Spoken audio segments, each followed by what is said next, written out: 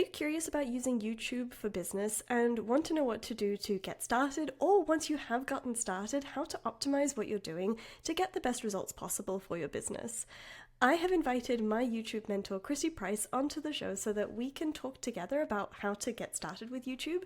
And we're going to use me and my channel as a case study to walk you through how to optimize what you've already got. I'm being very vulnerable here and showing you behind the scenes of what my YouTube has looked like as I get started in these early days so that we can learn together how to make the most out of this platform. And if you are serious about using YouTube for business, I highly recommend you check out Christy's amazing membership, which I'm a part of as well. I'll leave a link for that in the show notes. We have a very special, very first guest episode here on the channel today. I'm going to be chatting with Christy Price, who is my YouTube mentor, but also a really fantastic YouTube expert for us to learn from. She's had a fantastic YouTube channel for years now, I want to say, and is going to be not just telling us about YouTube, but also walking through my YouTube channel and giving both me and you, the watcher, some insights on what to do if you want to, optimize your YouTube, get started with YouTube. And I'm really hoping I can be the guinea pig that helps you get started. So, Christy, thanks so much for being game to do this and for coming on. Thank you so much for having me. I'm so excited to be here. I'll be transparent and say I don't know how much of an expert I am. I know there are a lot of people who know a lot more than me, more subscribers, more views, but I have learned a lot over the past couple of years, and I'm hoping to share that. I think it's the perfect case of being that 1 or 2 steps ahead that is so much more helpful to learn from than someone who's been far, far further than probably I'll ever aim to go. So I think you're actually at the perfect level of expertise for both me and for probably anybody else watching, kind of thinking about starting YouTube, who maybe like dipped a toe and now is wondering what to do next. Yeah. I think you're actually the perfect level for us. Thank you. Thanks so much. Yeah, it was not that long ago when I got serious about it. So I still remember all the steps. Well, do you want to tell us a bit about kind of your journey with YouTube, where you're at first, and then we can dig into biting mine apart? Yeah, absolutely. And I'm so excited to see what you're working on. So I actually started YouTube as a Squarespace designer, and I started my channel several years ago and just very sporadically posted videos. And during the pandemic, I thought, I'm going to get serious about this. I'm going to post every week. And I lasted for about 2.5 months. And it was just so painful. My editing skills were terrible. I just couldn't stand watching myself back. My lighting was bad. My audio could be better. And I just really got in my own head about it. And so I stopped and just put a pin in it. And I thought, every now and then I'll just throw a video up if I need to for something to share. But I kind of just let it sit and I didn't really do anything with it.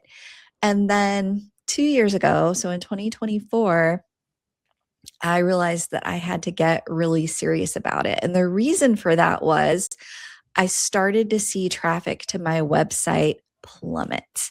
And that's sort of where we all were around that time, because that's when Google rolled out the little AI snippets at the top of search results. And so people were just seeing the answer there rather than visiting my blog.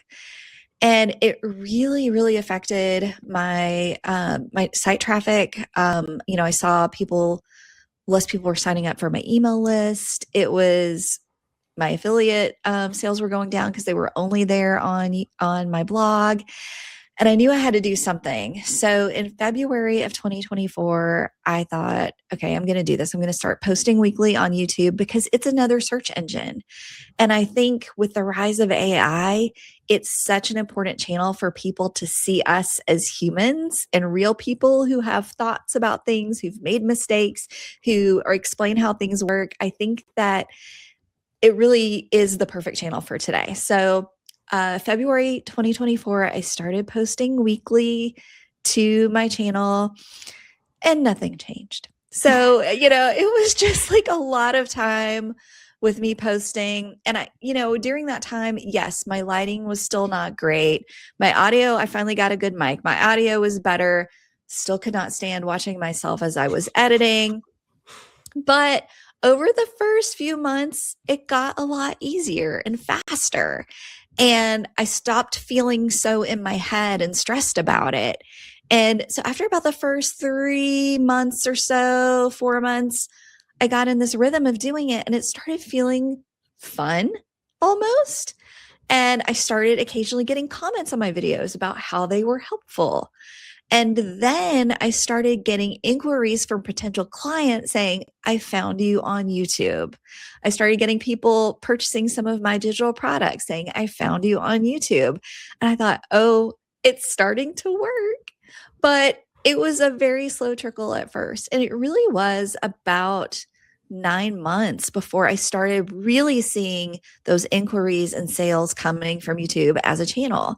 But I kept going. And it started feeling, like I said, it started feeling fun, dare I say, easy.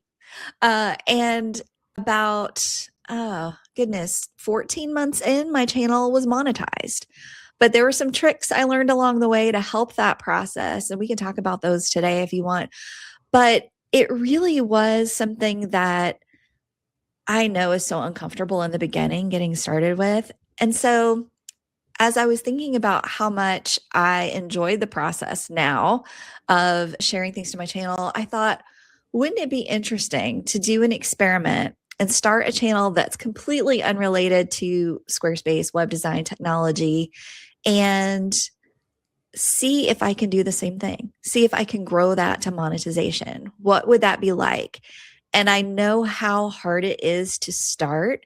And that was why I started YouTube Growth Lab, because I did not want to do this alone again.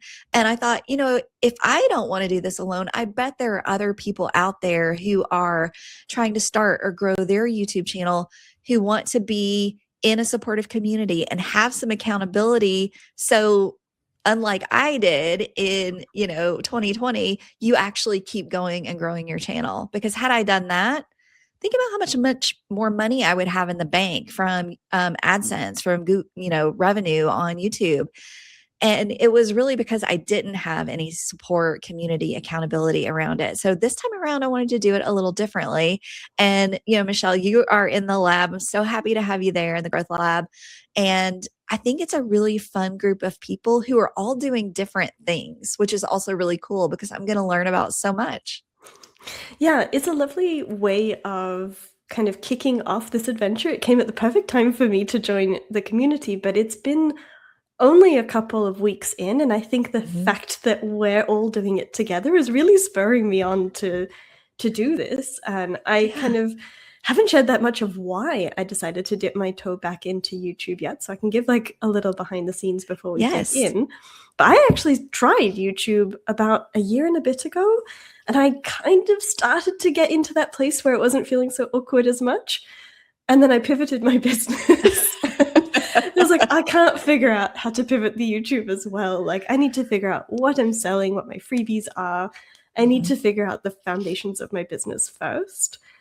And that's starting to click back into place now. It's been pretty much a year in this new niche of talking about collaborative online events.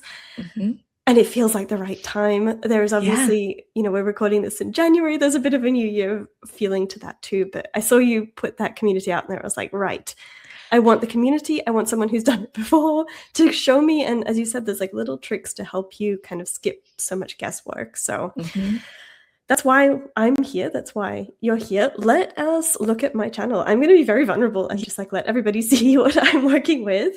I'm so excited to see it. Yeah, for Christy to basically give me some suggestions and to hopefully will make it applicable so other people can learn from my mistakes, or at least like learn from maybe what I'm doing. If you want to point out anything I did well too. Absolutely. I think most of it is done very well knowing you. Thank you. Yeah. And while that's sharing, I do want to say that one of the things that I learned, one of the most important things with YouTube is to not get stuck in trying to be perfect, but done is better than perfect for YouTube. So if you are struggling with thumbnails or really anything that probably the things that we're looking at today, you can always come back and change those things later. So, one of my challenges in the Growth Lab is if you have these videos, just get them up there, get them out into the world and don't worry about making everything perfect right now. And I know Michelle, one of the things you shared, a couple other people in the channel, in the Growth Lab have shared, is that you're sitting on a gold mine. And I'll let you share a little bit more about that because I thought that was just genius. Yeah, so basically, as I was brainstorming what to create videos on as I got started with the channel, I was going through my old Loom archives and realized I had a bunch of tutorials from things that I don't necessarily need or sell, or even some of my products. I just pulled out little bits. And I think there was something really lovely about starting the channel already with a little archive of things ready to go. So now the Yes. pressure is off having to get started because it's already happened for me. Amazing. I love that. And I think we all have a backlog of videos that we've created for clients or, Mhm. for a friend. "Hey, here's how this works." So I think that was just genius. Well, thank you. So hopefully now everyone can see this is the back end of my YouTube channel. You can see all of my 83 current subscribers, which I'm And very that's proud that they're there. amazing. Yes. Yes. It's so much better than 0. It is. I was happy with just one, and I'm happy to see everybody who joins. Yes. I think maybe a good place to start would be like what the actual channel looks like. Why don't I swap Yes. over so we can see what that public looking one looks like and look at the banner maybe? And the banner is one of those things that I'm not really sure how important it is because a lot of people will never see it. They're just going to watch your video and then click to the next video. So they may not be landing here. I think the most important thing about the banner is that it looks like your brand. So when Mm. we're creating these elements, I see your photo here. I recognize it from the photo in your thumbnail. Like this is clearly the same person. I see your name in the banner. And it may seem odd, but it's that brand recognition we want to start building. And so I think that, your colors, your photo, your fonts, even those all look and feel like you and your brand. So that's something that I would want to encourage people to think about as they're building that banner is to make it true to your brand. So it feels like a cohesive grouping of things. And I love that right off the top, it's experiments to grow without social media. So having that topic there is really important. I think the one thing that I would consider, and this is something I need to do on my own banner as well, is to add something about when you're posting. So maybe like new videos every Tuesday or Yes, something like that. So I people will can be show you. encouraged to come back. Oh, Yeah, yes. I have that. I've maybe just scaled it wrong, but let me try and show so that we can see. How do I Yes. make it bigger? I had a little That's a like great toggly question. thing on it to show up here. We can't see it right now, but I had a little thing here, but I need to move it down because I did think of that, but I need to move it And down. That's a good note. And that's a really tricky point because what you see on different screen sizes varies so much. It's really tricky to make it look good on a TV, on your phone, on the computer. So, yeah, a really great point. One of the things that I did when I was making my banner that I found pretty helpful was YouTube gives you at some point a little diagram of what's shown on Mhm. every part of the banner on different screen sizes. And I basically screenshotted that and put it in Canva and then Ooh, did the transparent overlay on it so I could see my elements and understand what would show up where. And so that was really helpful for me to use as essentially a template in Canva. I'll that's a share good that with you. hack. Well, Yeah. yeah, I'll share that with you. That would be helpful. So, yeah, and if you want to share it, I can put it, I can make it public and you can share it in the show notes maybe. Lovely, good idea. Okay, I think I got mostly a passing grade on the Yes. banner. We've got a little note.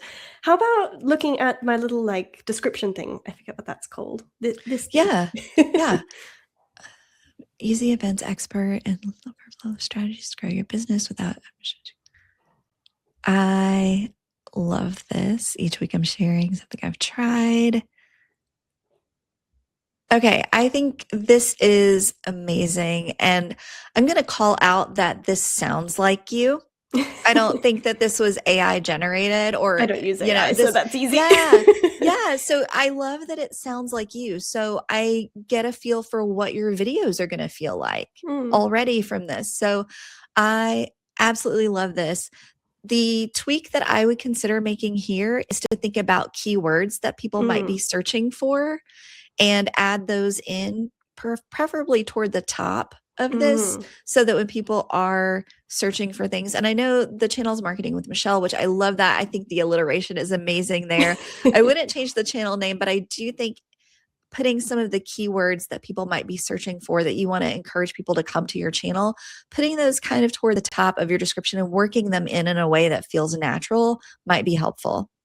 That's a good suggestion. Is it in any way useful to do? I think I've seen years back doing like hashtag with all the keywords you wanted to target. Is that a thing anymore? I think that in the video descriptions, I do still see that. Mm. And we can look at that with video descriptions. I Mm. don't see it so much here. And I don't know how much it would help. I think probably using those keywords in a natural way is going to have more impact.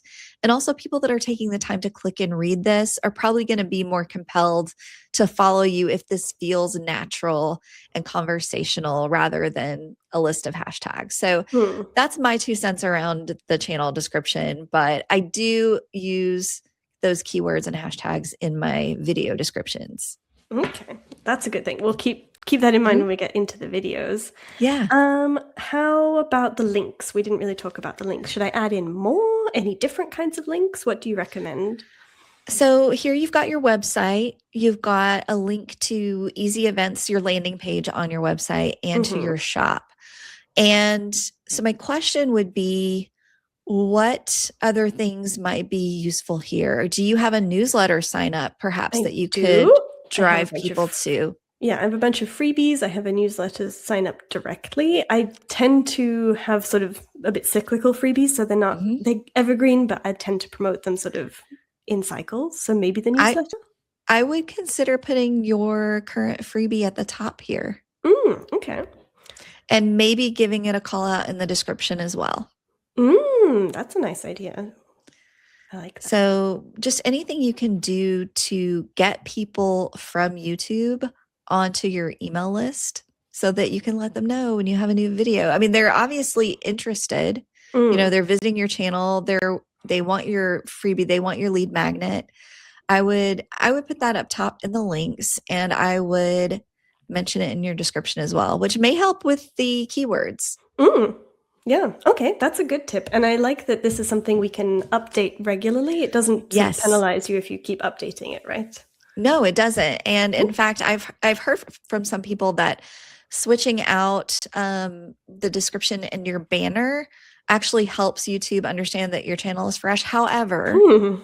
that is old advice. I do not know if that is still true today. And I also think just by virtue of regularly adding videos, that's like the most important thing you can be doing for your channel. So I haven't switched out my banner in a year at least. So my channel's still growing and doing fine, kind of on that same growth trajectory. So it's not something I would worry too much about, but it definitely, as far as I know, I won't say definitely because YouTube changes things all the time, but as far as I know, it will not penalize you. And I think it's probably a good idea to come back and when you are revamping your lead magnet to add it here in the description and links as well. That's a good idea. And while we're on the topic of Mhm. kind of lead magnets and getting back to emails, I know we'll talk about Yeah, video in a sec, but shall we have a quick talk about like how to strategically get people from YouTube into my email list? absolutely. So this is something that I think is so funny about my own journey. So as I mentioned in February of 2024, I started posting videos every week. So February, March, April, May, June, 5 months of posting videos every week. And I had a conversation with LaShonda Brown, who is a friend and also a YouTube coach and expert. And she's going to come and talk to our group, I hope, very soon. And LaShonda was talking to me about my YouTube channel. She's like, well, how are you getting people on your email list? And I was like, oh, I'm not. I am not doing anything at all to drive people to my list. And it was in that moment that I was like, this is so important. And it's something that was, I was so in the weeds with trying to create videos every week. It never even occurred Mm. to me to create a strategy for that. So I went home and I had to think about it. And I decided that I could actually repurpose one of my lead magnets to do that very thing. So the way I achieved that was I had a lead magnet, still do. It's a Squarespace pre-launch checklist, and it's about 50 things that you need to do and check on your Squarespace website before you go live or after you're live, if you're already live, but just like little things to button up, things on the back end, things that you might not realize if you're not a web designer or not a Squarespace expert. And so what I started doing was creating a video for each item on that checklist. And at the beginning of that video and at the top of the description, I call out, if you want to get my free Squarespace pre-launch checklist with 50 videos to tell you what you might be missing, grab it here. And that was the thing that not only helped grow my email list, but also really push up my views and led me to monetization on YouTube, because the same people were coming back and going through this series of videos. So there were two takeaways from that. One is that, yes, it is important to think about getting people on your email list because they're interested in what you do and they like the way that you're teaching, if they're willing to sign up for a thing that you're offering. And two, it's that it's so important to think about creating a system so that people will watch more than one video. So as you're recording a video, call out another video. So in my video on da-da-da, I talked about da-da-da, and link it at the end. So at the end of the video, we'll get to this. There are these end cards. You can choose the video to link there. So if you're calling it out, you can select that video. So those are things that I would think about as you are structuring your YouTube channel. Now, if you haven't done it yet, it's absolutely fine. This is something you can do at any time. But I think just having that moment to think about, one, how are you getting people on your email list? And two, how are you keeping people coming back to your channel are really important strategic things to think about. Once you kind of have your footing and are posting the videos, I don't want to introduce that too early and say you have to start with that. You don't. I think the most important thing is to get started, to find that rhythm. And, you and I both said there is a point, there's like a tipping point where it starts feeling easier. Like I'm not stressed about this. I can sit down and turn on the computer and record my video and edit it, and it doesn't feel incredibly hard. Once you're to that point, that's when you can start thinking about layering in more strategy to your channel. Yeah, it's like we have to get the training wheels going and then we can take them off and actually start riding the bike. Yes. Yeah, I love that analogy. Yes. I love that. Okay, I'm going to keep that in mind. I'm definitely not there yet, but I love this idea too of having little series. I think that's so smart, and I'm definitely going to keep that in mind because I love that idea. Yeah. And so if you're new to YouTube, you can set up playlists. So people, who are watching this, I don't know how familiar you are with the back end, but as a creator, you can set up a playlist. And when people finish a video, YouTube will recommend another video from your playlist and kind of keep people engaged that way too. So the playlists are a really great place to create a series of videos to keep people engaged. Well, why don't we have a look at my playlists while we're talking about that? Amazing. Some old ones in here too. Yeah, and you've got some private and some public, which is amazing. Yeah, so Marketing Without Social Media has 9 videos already. Sales and Launching has 8 videos. And then one of the things that you notice, so before we clicked on playlists, if you go back to home, and you scroll down, what you'll see is that there are videos here, and you actually can control which playlists show up and which videos show up here. So if there is a playlist that you're actively working on, you may want to arrange it so that that shows up first here. That's good to know. I did not know that. Yeah, so that's something that I think is pretty helpful. Like I said, though, how many people end up here? We don't know. People may just be finding a video and going to the next video, but I do like to arrange things so that your most important playlist is toward the top, and then people can see there's a series of videos they could be watching. But if we hop into your playlists, I love that you are already thinking about how you're organizing these, and you've got the Marketing Without Social Media and the Sales and Launching separated out. And there is no reason that you wouldn't create, additional playlists with additional topics. And one thing that I found really useful is thinking about what videos can go in more than one playlist as well. So Ooh, you can definitely have overlap there. And then that can introduce people to new playlists and new videos about different topics. that's good to know. Yeah, I love that because I was thinking the whole channel is marketing without social media. Yes. However, because I'm an event expert, like I'll have things about summits or bundles. So I was thinking to have playlists on those, but I love that I can overlap Yes. too. Absolutely. Yes. So it's like double dipping almost. Mm. Oh, I love that.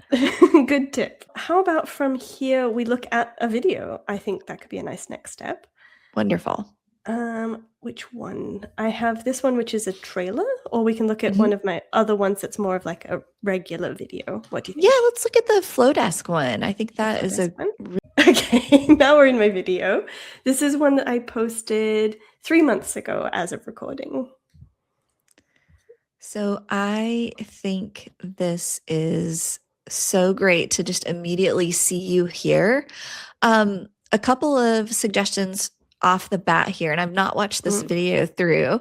So I love seeing your face as soon as we pull the video up.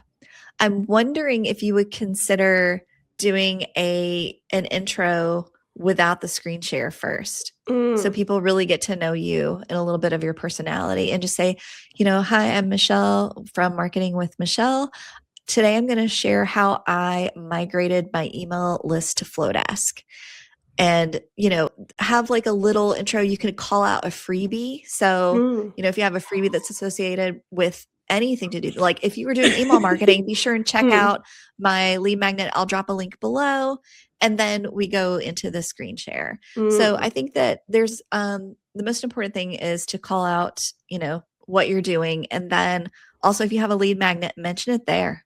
Mm. So right in the beginning. And I will say I love seeing your face. I think there are so many people who are afraid to show their face on YouTube, and I get it. It is hard, but I think that we are entering an era where it's going to be important for that human connection in this age of Mhm. AI to be able to see the person. So kudos to you for the face bubble there. Are you using Loom to record this? This one's on Loom. I've tried a couple of different tools, Mhm. so now I'm trying another one, which is called Bormiu? Bormii? Oh, I don't know how to I pronounce don't know this one. You'll have to report back in the I lab. will. It's been interesting because I can record my face and the screen and then choose as I edit which bits to show. So I think that's gonna help with things like this in the future. Yes. Yeah, that sounds amazing. Mm. I think that sounds fantastic. Yeah, keep us posted in the lab on that. One of the things we talk about are the tools that we're using. And, Mm. the best tool to start with is the one that you already know how to use. So I think that as you're getting your channel started, Loom is amazing. And, most of us as designers know how to use that. So, but if there's another tool that you are using in your work, or maybe you're not screen sharing, your camera on your phone is a great place to start. You know how to Mm. use it. So I think that trying to get rid of that learning curve as much as we can on the tech side of things is really helpful. But Yeah. at any rate, I love seeing your face here. I love that you're jumping into the migration. You already have 7 likes on this video. That's Yay! phenomenal. This That was one is I shared with phenomenal. my email list, which I'm sure helped a bit because I don't think I was getting tons of search traffic from it already. Okay, I think that is a great point that you just made. And Mm. that's one of the mistakes that I made when I was starting my channel is I would just post these videos and be like, someone will find it one day. And the thing that I didn't do early on was I didn't share it to my email list. I didn't share it on LinkedIn. I didn't share it on Instagram. Wherever your people are, you should be sharing your videos because it's helpful. Like the things that you're sharing on here are either helpful or entertaining. Like the world needs all of those things right now. And so I think that that is a big mistake we make. And part of it, I think for me, when I was starting my channel, came from a place of insecurity. Mm. I felt like my videos were a little cringy and people don't care. People do Mm. not care if you've brushed your hair that day. They don't care if your dog walks in the middle of the video. They might find that charming. What they care about is, are they either entertained, or are they getting the information that they came for? So I think that you really clearly called out what this video is: moving my email list to Flodesk. People know exactly what they're getting when they click this, and that's so important. So yeah, I think that is amazing. And calling out that it does make a difference when you share your video with the world. People actually watch it that way. I think that's one I'm going to have to keep remembering, but it's good to know that that's the right thing to do too. Yes. How about we look at kind of the optimizations on this one? Because I think Yes. right now you can't go back in and upload a new video, but you can go in and update things like the title and the description. So that's places where I could at least Yes. fix this video a little bit more too. Absolutely. So you can update the description, the title, the thumbnail. There's a lot you can do there. But and also you can't change the video, but there is a YouTube editor. So if something horrible that happens in the middle of the video, I accidentally uploaded a video, didn't realize that I'd uploaded the one before I was done editing, and it had like a weird thing in the middle, and I was able to go into the YouTube editor and just clip that out later.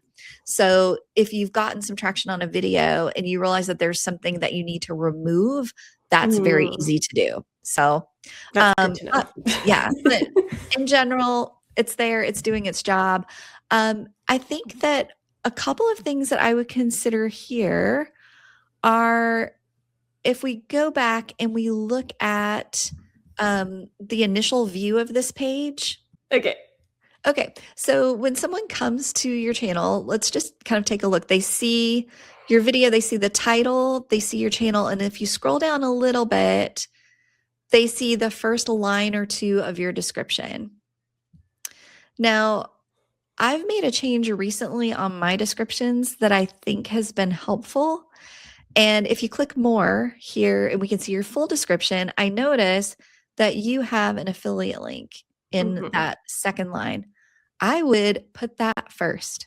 Ooh. So it's almost like a call to action for people who are scrolling. So I've moved my lead magnet links, my affiliate links to be the first, and I'm seeing a little bit more traction there. It's not huge, but everything that moves the needle a little bit, I think, is important for us. So I would say move that call to action to the first thing on your description. The other thing that you can do, and I'm jumping ahead a little bit, but you can also create a comment with that and pin that comment. Ooh, that's clever. So two things that I would recommend doing, just to either get people on your list or for some affiliate income, which is important. So I would make those tweaks.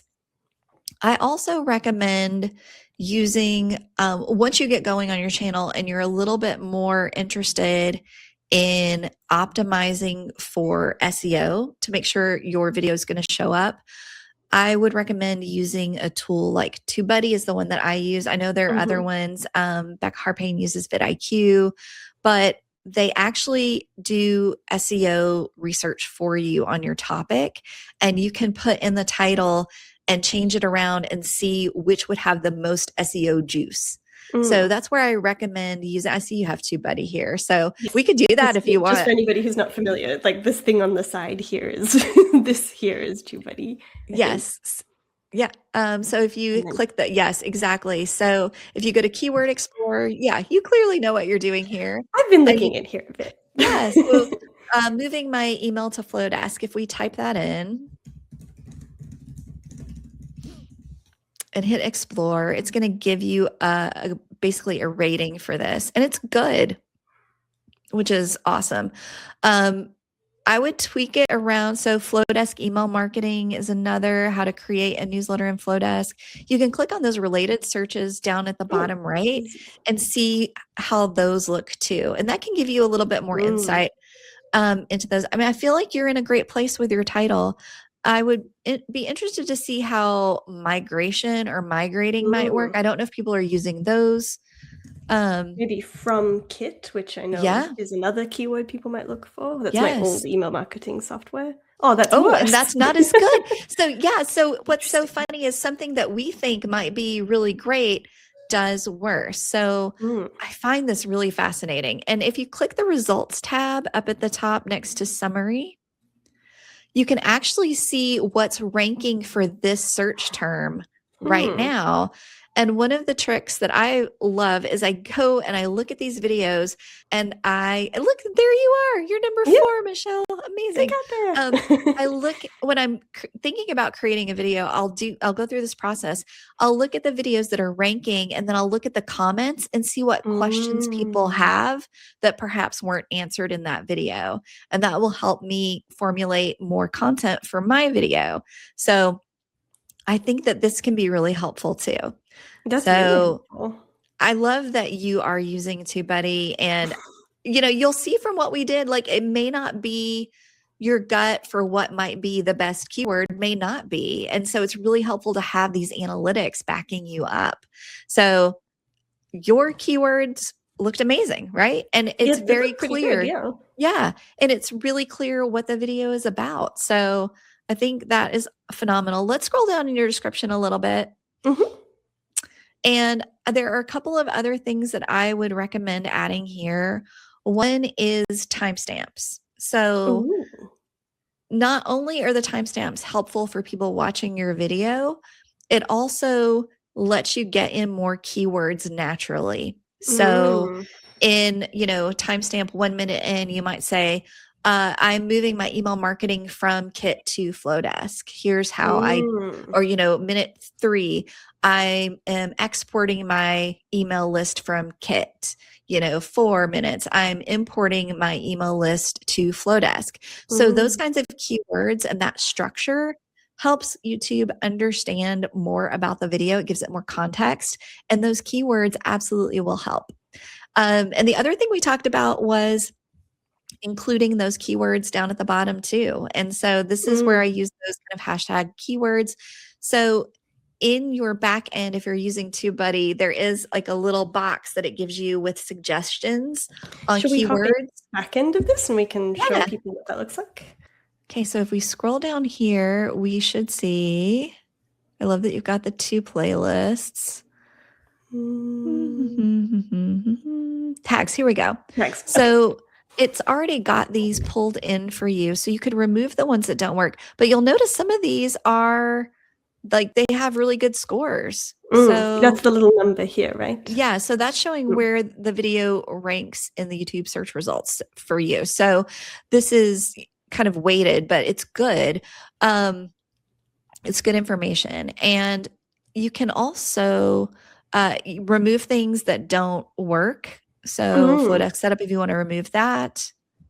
Yeah, maybe that doesn't actually apply, or Flodesk forms. There's nothing coming up And maybe there. Flodesk setup, we want to move that back. So what we can do is we can scroll down, and look at these recommended ones and add in those. So, and is it important for these to still be really relevant? Because I see here Flodesk for realtors. I'm not talking about realtors. no. And you don't want to add that because you don't want somebody to find your video and then give it a thumbs down because it's not what they expected. So yeah, definitely use discernment here on what makes sense for your video. So you can, click on one of these and add it to that panel Yeah, let's find up ones top. we can show what that looks like. Perfect. Flodesk email tutorial. That's not Perfect. bad. So, and I regret removing Flodesk setup, but oh well. We can put it back in because I can also type it in here. Perfect. And then if we click those, the copy icon at the top of that block, and now we scroll up to your description. Ooh, I didn't know about this. And then at the very end, you can just put a couple of returns and then just pop them in. And do I need to create spaces or anything? Nope. Because these are all just one big chunk. It doesn't matter. You've got the comma is the delimiter, so it doesn't matter. This is just for YouTube. Nobody's really going to read this part. So, yeah, this is just another way to make it keyword rich.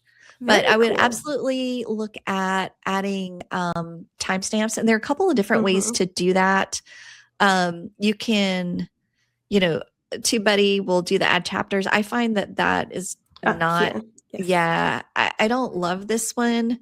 It requires a lot of manual work. So And is this the thing that will break up in the actual video where you Yeah. see kind of breaks in it for chapters? Yes, when you add those Mm. timestamps in your description, it automatically does that. So Okay. there are a couple of tools that I like for it. One is called Write Blogger, and one of the things it does, you drop in your link to your video once it's public, and then it will give you the timestamps, and you just come back and pop them in your description. And the other is right now I'm using an editor called Descript to edit my Mhm. videos, and it has an AI tool called Underlord. And so when I'm done with a video, I just go into Underlord and I say, give me a YouTube title and description with timestamps, and it pops it out for me. So you could do it manually. I think this is a good use case for AI to help you out with it. But yeah, I think the chapters are important for the user. They let YouTube know more context about your video, and a great place for keywords. I think that's a good tip. You mentioned previously the sort of recommended next video. Is that something maybe we should look at too while we're here? Yeah, absolutely. So if you go to end screen over on the right, This one here. yeah. So one of the things that you can do is you can also change where it shows up. I think that YouTube shows them too early, in my opinion. So I add them later on in the video. But the first thing to do is to decide which template you want. So in the top left, we'll see, do you want one video to show, one subscribe? I like to do one playlist, one video, and the subscribe, which is the Ooh. bottom right one. That's my favorite. Okay. And then you can use exactly. Use that time bar to move each one Mhm. over so it's not showing up, when you're still working through your video. So what I do is I actually have a little outro that I created in Canva that goes at the end of my videos. So I do my screen shares typically for the walkthroughs, and then I come back on at the end, have a little closing, which is my face, and then it pops to my Canva outro with some music playing, and that's when I show this end screen. Nice, But because I could see here this would be like over the top of something I'm showing in this video. yeah, exactly. But when you click on the playlist, you can choose what playlist you want to pull from. So they'll see that playlist. Nice. And then if you click on the video, right now it's best for viewer, but where it went. This one? There we go. Yeah. You can also change that to most recent upload, or if you scroll down, you can choose a specific video, which I found was really helpful for some of my, for that playlist that I talked about, my pre-launch checklist, which is my freebie. I have it show the next video on the checklist here. So there are a lot of different ways you could play around with this based on your channel and what you need. But I think that it's really a great opportunity to get people to stay engaged with your videos. I love that. That's a great suggestion. And then we have the subscribe, which we don't Yes. really need to customize anything, do we? No, I usually just leave that as it Leave is. that as it is. Mhm. Cool. Well, let's click save. I like this. Yeah. Then the other thing that you can do is if you click cards, you can actually add cards. These are a little different. I like to add links to things. I'm curious why yours is grayed out. I don't know if that's Join the something. YouTube partner program. Okay. Does that mean at I some have to be point, monetized at one yeah, I point? think so. Yeah. So when you're monetized, the link can come in handy because, again, if you're talking about a freebie, so once you are monetized, Michelle, come back and add a link to your videos where you're talking about a freebie or an affiliate link. So that affiliate link to Flodesk would also pop up here. So definitely recommend coming back to doing that. Great. And in the meantime, is any of this other stuff helpful or not really? It's mostly the link. I feel like those can kind of interrupt the flow a little bit. And they're useful for if you're calling out another video in the middle of your video, that sort of thing. That can be really helpful, or a playlist or another channel. But I tend to just use the end cards for that. That makes sense. Awesome. Well, I think we've already got tons to go on. Is there anything else while we're in the sort of back end here that you want to chat about? I think one of the things that is new that I'm finding really useful is there is a collaboration tool. So if you scroll down under the video details, you can now invite a collaborator. So if you worked on a video with someone else, especially if that person maybe has a bigger channel than you and Mm. is willing to showcase that collaboration video on their channel, then that can get you more views and subscribers because they'll hop over and watch your videos. So I think that this is a great new tool to use. And, if you are working with a brand, so, Mhm. later on, if you want to say, hey, Kit, I'm sending a lot of people your way from this video. Would you like to see the analytics? You could introduce them through, get them to see the analytics in this video. But then also, you could then say, why don't I do a sponsored video for you and Mm. showcase a new feature that you're rolling out, or something like that. So I think that the collaboration tool here, the collaborator, opens up a lot of possibilities, and this is fairly new. So I'm finding this really fun. Well, we'll have to try that out with you in this video so we can Yes, see what it looks yes. like. Amazing. I love it. Well, this has been so helpful. I have buckets of notes already.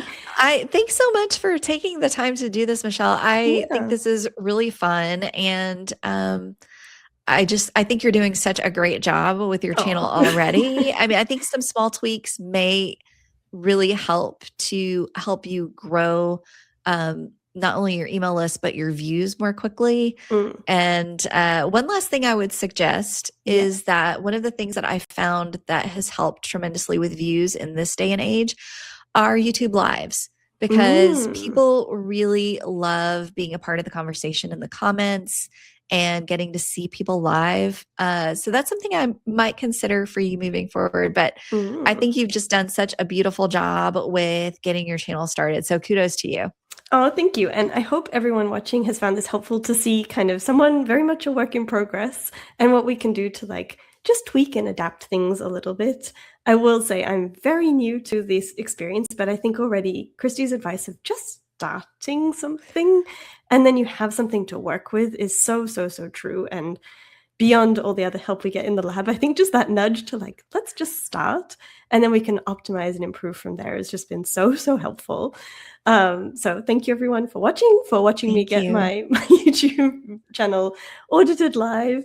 And I hope if you're curious about, YouTube and getting started, that you'll check out Christy's lab. It has been so helpful. It's a lovely community, and I think a really great way to kind of get started and get moving beyond the scariness of just hitting record too.